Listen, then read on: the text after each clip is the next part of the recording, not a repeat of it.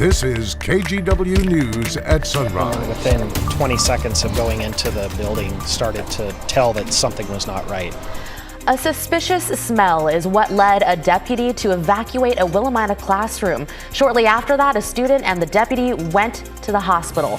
What investigators found inside the school, they say, points to fentanyl use. Also, a restaurant owner in Portland managed to make it through COVID, but now she's dealing with check fraud.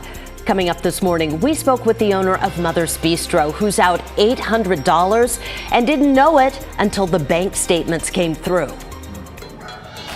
And we are live this morning at the Portland Expo Center, checking out this week's Rose City Classic series of dog shows. Yes, perhaps we have a best of show contender among us.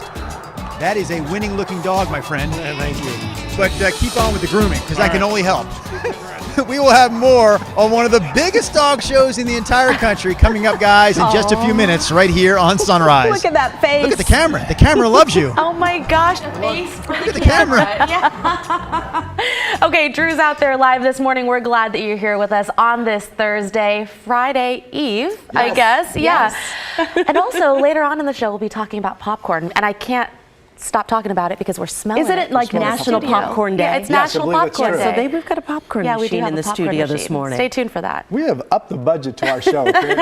Here's a look at radar this morning. Most of us are dry and will stay that way today. We have some lingering showers. I thought maybe we'd still see something pop in the valley. It looks like these lingering showers are going to stay put up around the north coast and then fizzle in the coming hours. Otherwise, we have cloudy skies. You can see that at the top of your screen over the city this morning from the Wells Fargo building, 41 degrees. Some of you are more like 35, so there's some coolness out there, or chill in the air. Generally speaking, this is a day with light winds that will be dry, will become partly cloudy. I have us 43 at noon. High temperatures today in the mid-40s. We'll have your 7-day forecast coming up. Okay, thank you, Rod. Our top story this morning, sheriff's deputies in Yamhill County are trying to figure out exactly what happened at a school earlier this week. A deputy and a couple students got sick after investigators found evidence of fentanyl use in a classroom there. So investigators believe this is actually part of a larger trend of very strong pills circulating in the community. Alma McCarty went to Willamina to learn more. On Tuesday afternoon, a Yamhill County Sheriff's deputy responded to the campus of Willamina Middle and High School. While there working on an unrelated investigation, a staff member flagged the deputy down, asking them to come check out a suspicious odor coming from the bathroom of a modular classroom. The school staff member came and said, I think we might have a problem. The deputy walked out to the modular classroom and within 20 seconds of going into the building started to tell that something was not right. Captain Sam Elliott with the Yamhill County Sheriff's Office explained the deputy noted a strong, acrid smell before evacuating everyone from the classroom. Not long after, the deputy reportedly fell ill, as did a couple of other students. One was transported to Salem Hospital.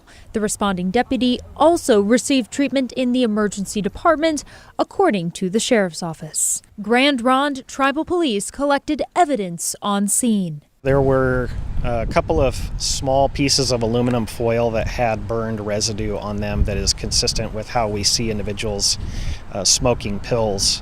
And the vast majority of the pills that are encountered out there today do contain fentanyl.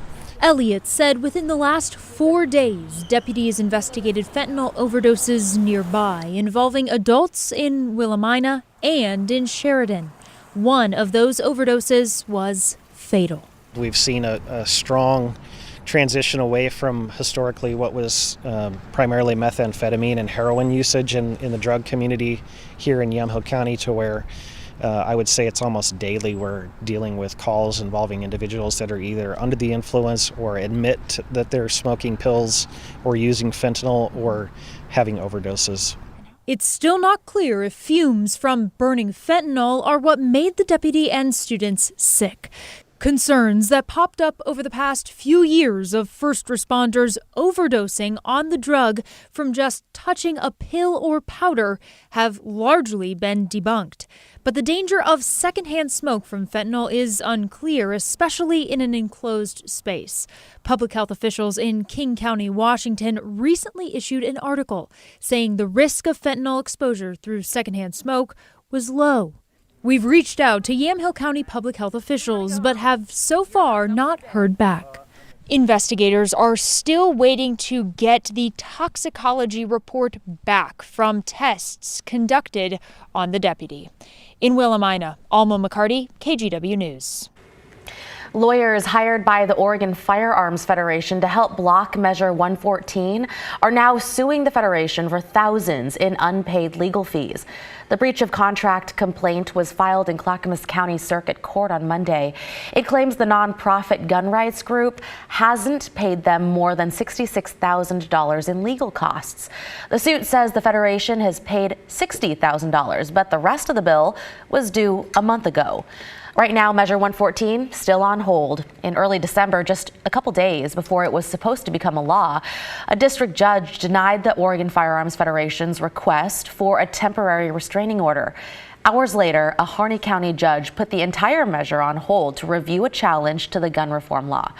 Then, just last week, the state attorney general petitioned the Oregon Supreme Court to throw that order out so the law could go into effect. We're waiting to hear if the court will accept or deny that petition. Check fraud is one of the most common financial crimes, and a local restaurant is the victim of it. Mother's Bistro is out more than $800, and the bank says there is absolutely nothing it can do. Devin Haskins is here this morning with more on the situation. Devin, the owner, says she has no idea how those thieves got a hold of her account number. Yeah, Brenda, that's right. If you've dined downtown, you're probably familiar with Mother's Bistro. The owner, Lisa Schroeder, says whoever stole from her somehow got her checking account number and made checks with her number on it. This all happened last summer, but nearly 6 months later, she's still fighting with Chase Bank to get her money back. In total, Schroeder says she's out just over $800. 3 different checks were cashed, one at a Winco and 2 others at a Fred Meyer. She had no idea about the fraudulent checks until weeks after, when she got her bank statement, and then Chase refused to refund her money because they were notified 30 days after the checks were written. And we don't see these checks until we get our bank statements. Well, we don't get the bank statements till the middle of the month. And then my bookkeeper sits and looks at them. Oh my God, well, those aren't our checks. All right, so then after months of back and forth with Chase Bank, she says she finally got a letter saying there was nothing that the bank could do.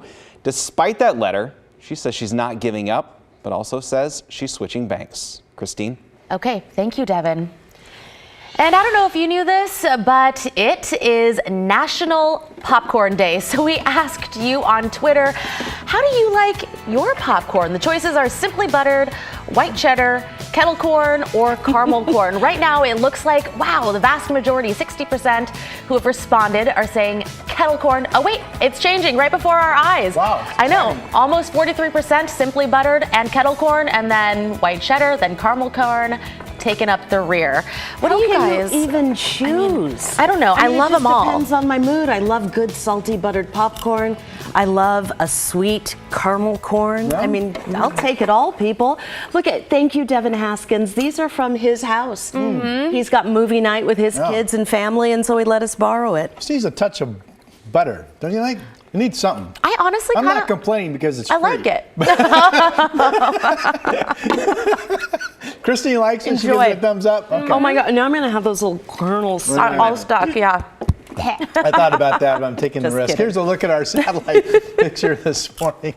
Hey, you know, we have that rain chance that is still showing up Saturday. Right now it looks like in the PM hours here in the valley. And that rain on Saturday is starting to look like it could be more than what I was initially thinking. More on that coming up. But other than that, other than Saturday, it's possible today is day one of all dry weather through much of next week, other than Saturday. Clouded with the weather system starting to go up to around us to the north for the time being. We have these showers along the Washington and North Oregon coast. Those will get out of here in the coming hours once the sun pops up, I think. And then we'll be dry all areas. It has quieted down behind yesterday's front that came through. 16 up at Timberline. They picked up 5 inches of snow yesterday. The mountains did not get as much as I thought, but with the cold temperatures and some snow on the ground, there's Highway 26. I think you can tell that's pretty snow covered. So slow going, icy spots on the roadways this morning over the high country. Otherwise, I don't see any weather related issues. We have gentle west breezes out in the gorge. Otherwise, winds are mainly light. Salem now dipping into the 30s. Kelso's at 38. Astoria 36. 23 over in Bend. You know, a reminder with dry nights with light winds this time of the year, we're going to be getting into some colder, freezing nights once again. Haven't had that in a little while. Here's Futurecast this morning. Shows a lingering shower. Otherwise, skies becoming, generally partly cloudy. We're not going to clear out, it doesn't look like, but partly cloudy. And that will give us a nice day overall, it appears. Okay, forecast numbers for today. Pretty close to seasonal averages, if not a little bit cooler than. Salem 46. Notice the freezing numbers expected overnight tonight. We'll get into a lot of that once again. So if you've had your garden hoses connected, time to disconnect them, that type of thing. Longview 44. Light winds 5 to 10 miles per hour. Partly cloudy afternoon expected. Dry weather today, tomorrow. Could be quite a few showers. Could be some decent rain coming in Saturday afternoon, Saturday evening. Then that ends overnight. Sunday's back to dry. And get this, right now, dry weather could last all the way through at least Saturday of next week. Wow. If we have back-to-back dry days today and tomorrow, we haven't done that since mid-December, Brenda. Yeah, what a run. Rod, thank you. Now to a few more headlines that we're following for you this morning. A second dead whale has washed up on the Oregon coast. It's a baby gray discovered 100 yards from the sperm whale that washed ashore at Fort Stevens State Park over the weekend. That whale was hit and killed by a boat propeller. Scientists don't know yet how the baby gray died, but suspect it was stillborn. Crime Stoppers is offering a reward to catch the people who started a wildfire in Clark County. You could receive $2,500 if your information leads to an arrest. This is video from October 9th when the Nakia Creek fire started on a ridge near Larch Mountain. Investigators are looking for 2 men and 2 women connected with a white or light-colored Subaru at the scene. The fire burned more than 1,900 acres. Anyone with information should contact the Clark County Fire Marshal's office. And TriMet could raise fares next year. It's talking about 30 cents more per ride or 60 cents more for a day pass. The board of directors will vote on the proposal in May. If it passes, it'll go into effect in January of 2024. TriMet is hosting several public meetings before then, so if you'd like to share your opinion about the fare hike, you can find out more at trimet.org. And those are some of your Thursday headlines.